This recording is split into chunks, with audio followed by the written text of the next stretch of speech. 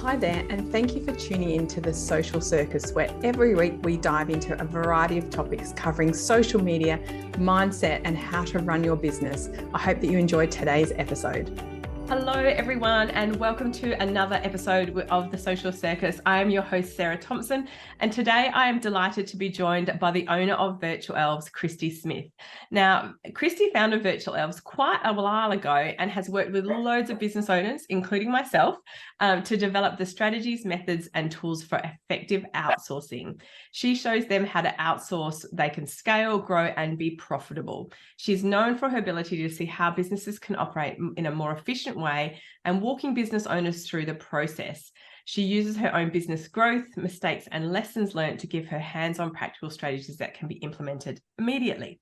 So she started Virtual Elves in 2009, so a wee while ago, and it was just her at the helm, and she now boasts an international team of over 50 virtual assistants, graphic designers, web developers, and other assorted contractors. So welcome, Kristy, to the podcast. I'm so excited to have you here. Thank you, Sarah. It's a pleasure to be here. Thanks for having me. Wonderful. So, Kristy, I love starting off by asking people, how did your journey into entrepreneurship and being self-employed get started? Probably similar to most people, it comes from an epiphany of either not loving what you're doing or realizing that you needed more time to do things that you wanted to do more of. So for me, I had just finished working in a really busy environment in hospitals. I was the front office manager of a big hospital in Sydney that demanded a lot of my time, and I just had children. So I had two children under the age of 5, and one of them was about to start going to school, and I just realized that I just couldn't be who I needed to be in that corporate environment and also be the mother that I wanted to be. And I'd taken on a maternity leave role, working in a medical communications office for a little while, thinking that might have been good. But I ended up sitting there in the office behind that desk 8 hours a day, waiting for one parcel delivery a day and twiddling my thumbs with nothing to do. Oh, no.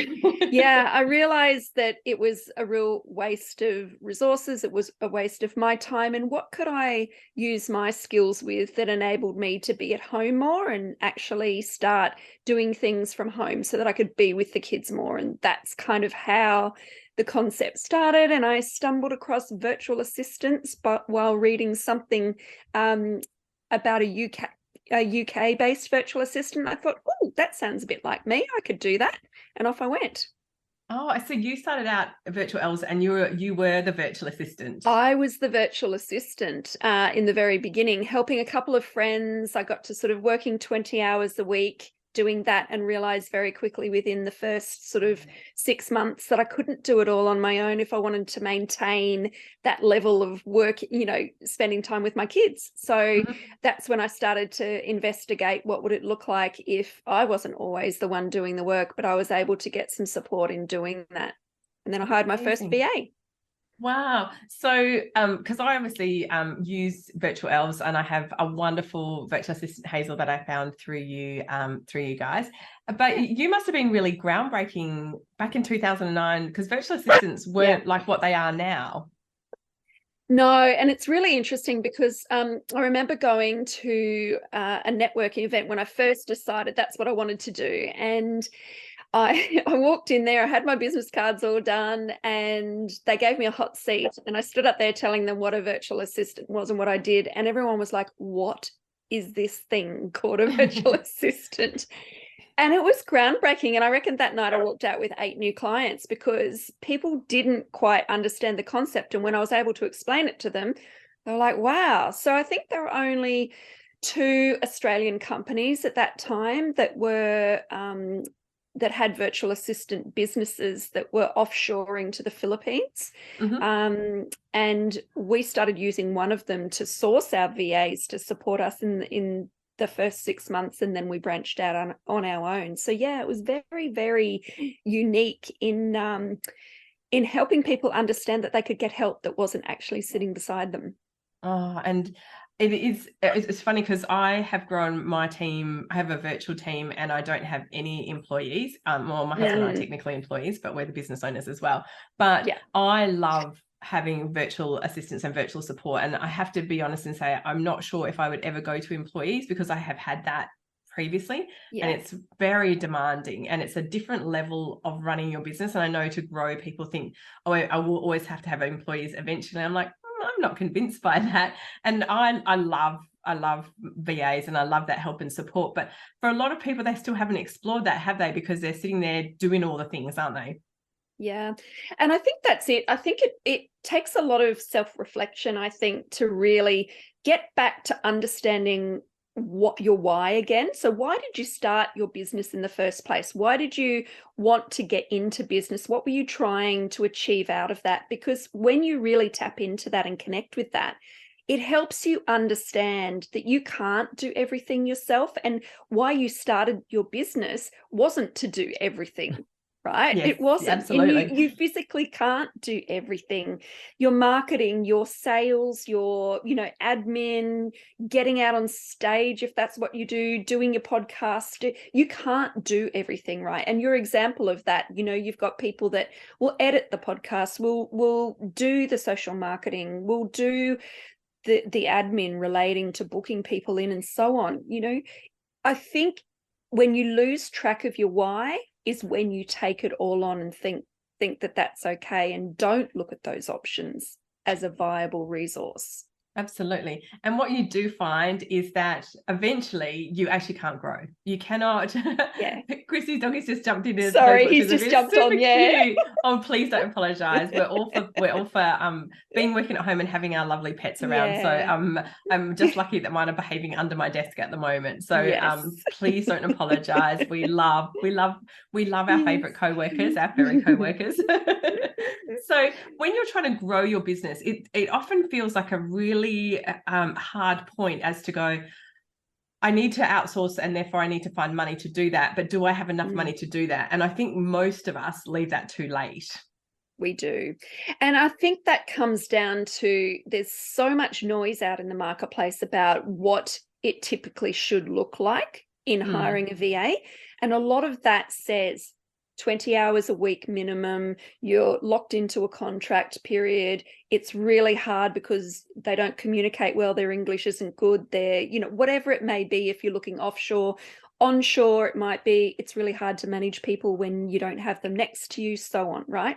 But the reality is that if you just took a step back and forgot about all of that and said, what do I need? What is it that I actually need to have done here? And then say to yourself, what resources are available potentially that could help me get that done?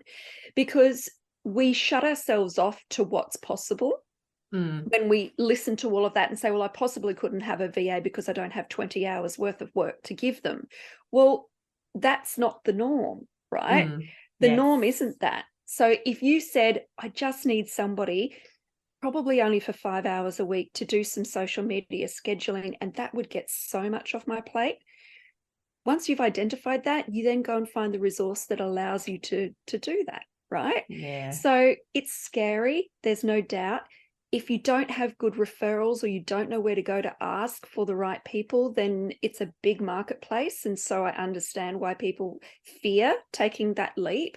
Yes. However, if you can just talk to the right people, listen to more podcasts like this, where there's people that are using those VAs that can recommend good services for you, you can try it, because if you try it with just a very small piece of something that if it fails, it's not going to be groundbreaking, right?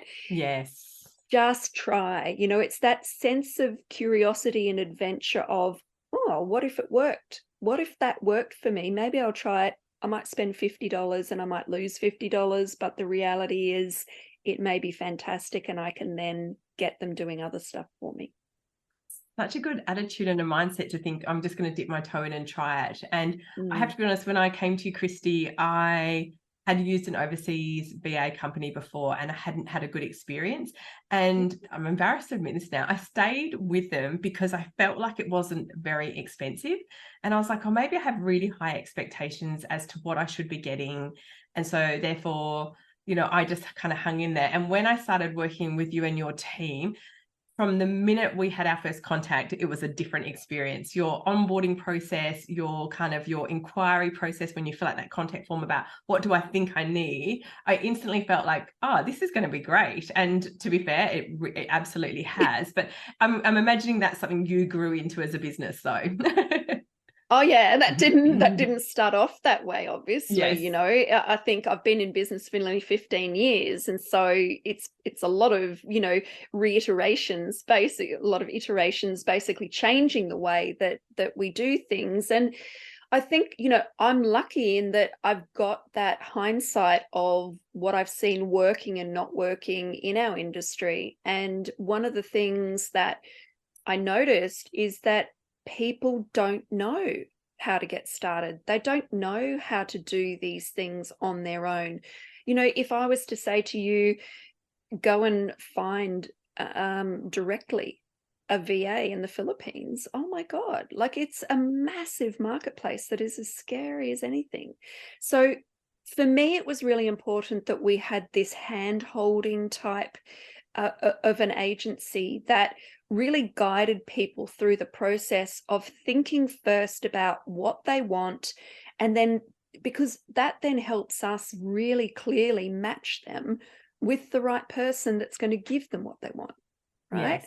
It's a matchmaking, you know, that's all we do. We're a matchmaking agency because, you know, there's so many resources out there. We could give you anybody, right? But Absolutely. It only works if we give you the right person. So definitely, yeah. And I have to say, because I've had I'm such a big fan of you and your team and of my VA Hazel, I think a lot of us have this worry about using overseas VAs and exploiting overseas workers, and I'd love for you to address that.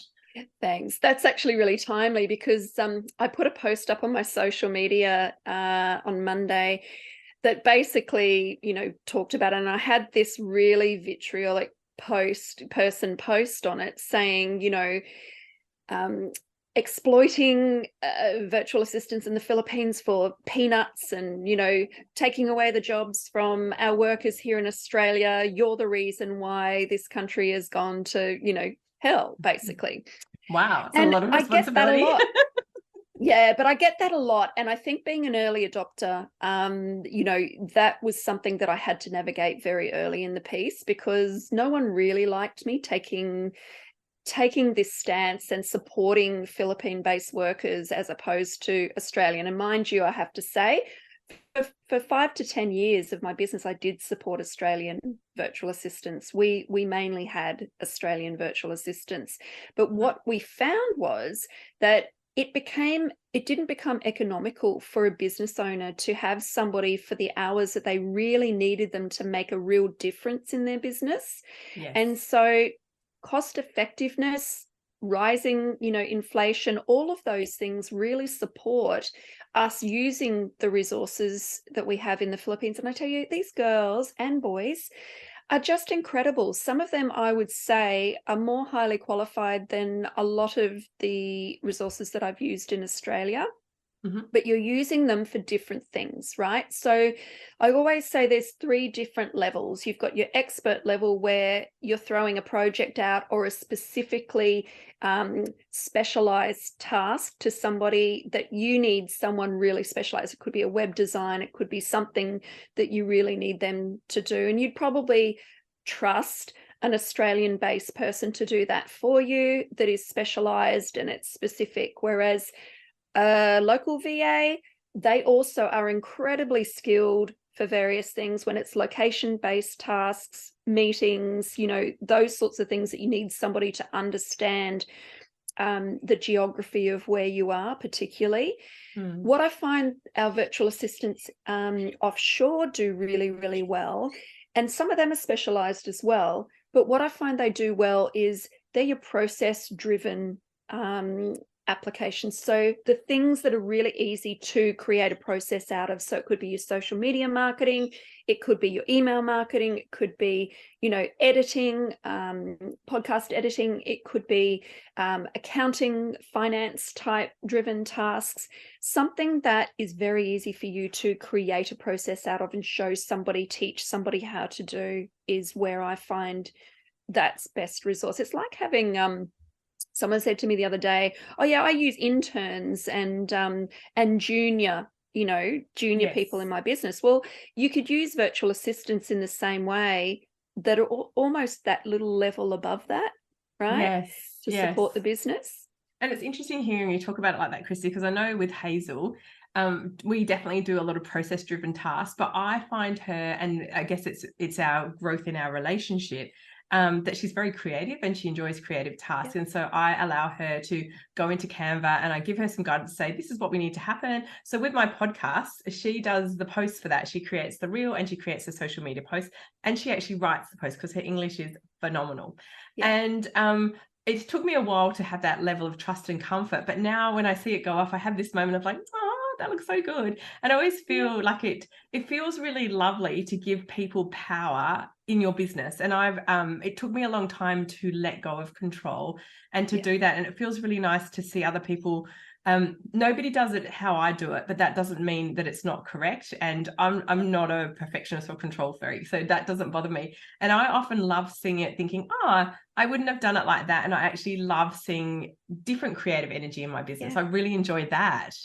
Yeah, I love that too. And, the one thing, just coming back to sort of that post that I did yesterday and the comment that I got and my response to that, my response has always been that philanthropically, I feel so much better that I'm affecting 3 communities. So this isn't just, me giving money back to Australia, right? Mm-hmm. And me putting money, because just the pure fact that I'm supporting Australian businesses is already putting money back into the economy, because these businesses are able to succeed and thrive and not go bust because they've got resources that are helping them grow that they can afford, right? So it helps their bottom line, it helps Australia in the long run. But on top of that, I'm also making money for me as a business that I put back into the communities, not to mention, the virtual assistants that we're supporting, but we do outreach into the communities that then support those communities to improve and grow.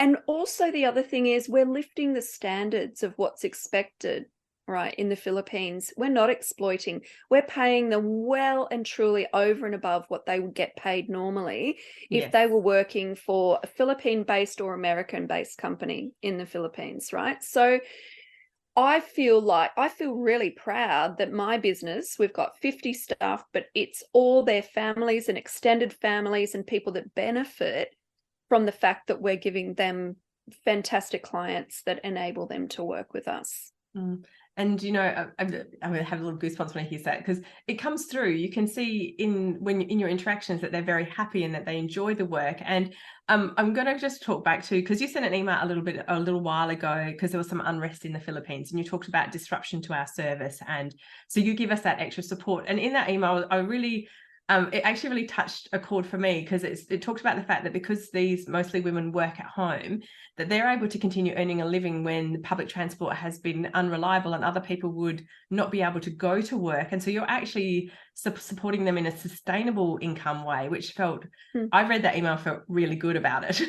Oh, that's good to know. That's really good to know. And actually, one of the things that we've just done this year, which is really exciting for us, is we've partnered with STI colleges in the Philippines, who have 63 colleges throughout the Philippines, as well as the National University of Manila. We've partnered with them to actually produce education to their graduates around what a work from home career looks like. So wow. Yeah, they've never, University of the Philippines has never had an Australian company international company provide that kind of education to their graduates. So we're really at the forefront of making sure that people that qualified graduates in the Philippines understand that work from home is actually a career. And, I'm excited to know that we've started that off 15 years ago to support people to do that. It's brilliant. That's amazing. Amazing. Yeah. And a couple of other things you do, because you obviously you keep amazing contact with us as your clients. So I always feel like I'm a Virtual Elves client, and I always feel very cared and nurtured for. And one of the things I really liked was at Christmas, you go over there, don't you, and you see your team. Not always, but COVID kind of threw a spanner in that, obviously. But last year I did. And so it'll be a year on, year off situation. And yeah, it was amazing last year because I hadn't seen them for 4 years. And we went over and we got as many of them together because they're all scattered everywhere. So it is a little bit more difficult.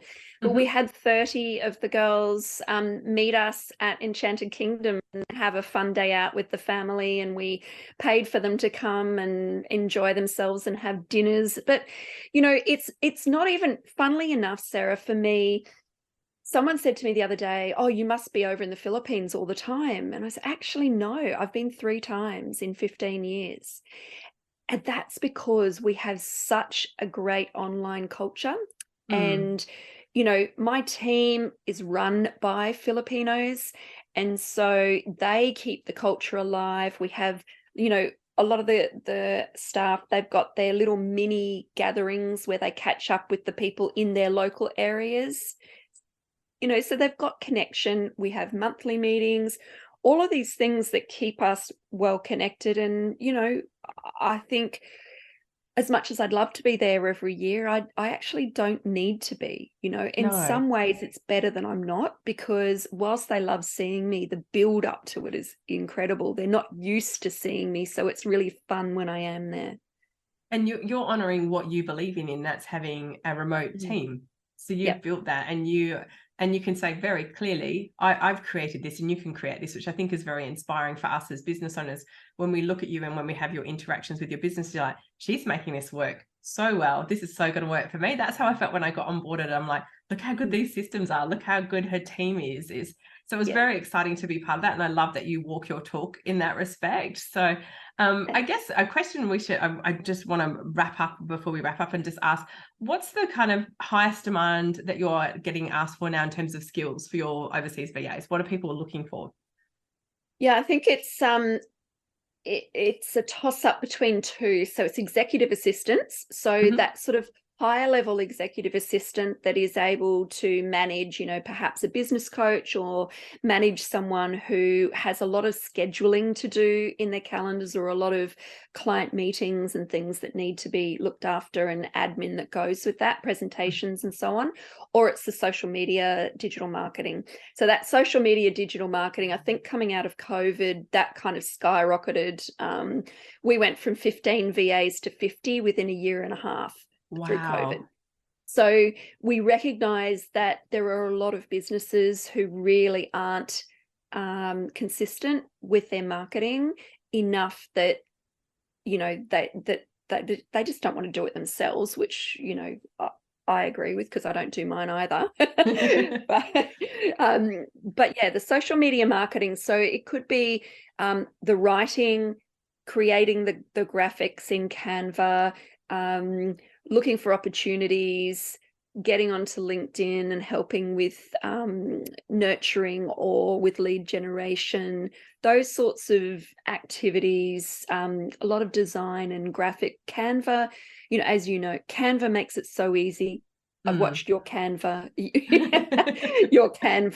little mini course, but Canva makes things so easy for anyone with a little bit of design knowledge to get in, jump in and actually support a business with. So social media marketing, you could get someone for 5 hours a week that basically creates all of your social media.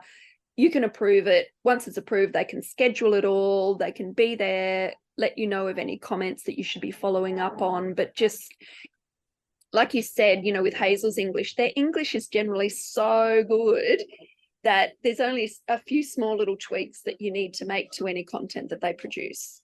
And I don't even make any, because her English is beautiful, but she just doesn't speak how I speak, but nobody speaks how I speak. And I don't mind that, because I want the job done. And so that's one of the things that I've definitely had to learn, is letting go. And I think that's where a lot of us will struggle. And it's so good to have this conversation, because I think if we can learn that, our business, I know that having my team, my virtual team, has allowed my business to flourish. And it has allowed me to become the face of my business and to do this stuff, which I love, and not worry about all the other things. So exactly, you're living in your why. Yes. And doing the things that light me up, which make me really excited. So today I'm batching out all these podcast episodes, and I just get to have all these gorgeous conversations. And I was just having lunch with my husband before, and I was like, I feel like I'm living the dream. This is what I want to do. I have beautiful conversations with amazing business women. And what's not great about that? It's brilliant. It's brilliant. And that, again, you know, Sarah, is beautiful because it, again, is coming back to your why. This is the stuff that lights you up and gives you joy. And the more you can do that, the more you can reach the businesses that need the support you can provide, right? Whereas if you're sitting in the background trying to put social media posts together, doing your admin, doing your accounting, whatever, and you're not up front doing, you know, people need to hear you and see you, then, you know, you're going to have years of being resentful about why you're actually running the business in the first place. And that is not why you started it.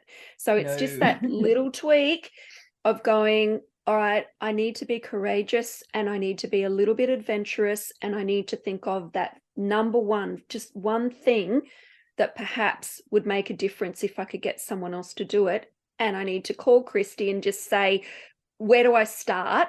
You know, and I may not be the resource, but at least I can guide you towards the best resource, because I'm an educator at heart and I just want people to find what works for them, right? I'm not, you know, yes, I've got a business that talks to people about virtual assistants, and I've got those resources. But for me, it's more about seeing women particularly, and I know you're the same, succeed in business and thrive in business. That's why. That's my why. It's not about running a business that provides virtual assistants. It's about helping people succeed. Absolutely. Oh, I love that. Yeah. I'm going to actually wrap us up on that note, Kristy, because that was a beautiful transition. And I would, for all of my listeners out there, Kristy has just given you an invitation to have a conversation with her. I would encourage you, all of the links will be in the show notes, particularly to her website. You can fill out an inquiry form there. You can have a chat to Kristy and go, well, I'm scared, or this is what I'm doing, or I'm overwhelmed. I'm a good chance you're that. And see if this is going to work for you, because I've absolutely loved working with the Virtual Elves team, and I love having them as part of my business and my growth. So thank you, Kristy, for sharing your wonderful wisdom and generously giving your time to my listeners. I truly appreciate it. It's my absolute pleasure, Sarah. Anytime. Thanks again. Thank you. And thank you to all my listeners for tuning in, and I'll catch you the same time next week on The Social Circus. Thanks so much for tuning in to The Social Circus. As your host, Sarah Thompson, I am thrilled that you've chosen to spend your time hanging out with me. I would be so grateful if you could spare an extra moment to go and leave me a review on your favourite podcasting platform. And if you even felt more excited, you could share my podcast with your friends who you think would get great value from it. Thanks so much again for tuning in.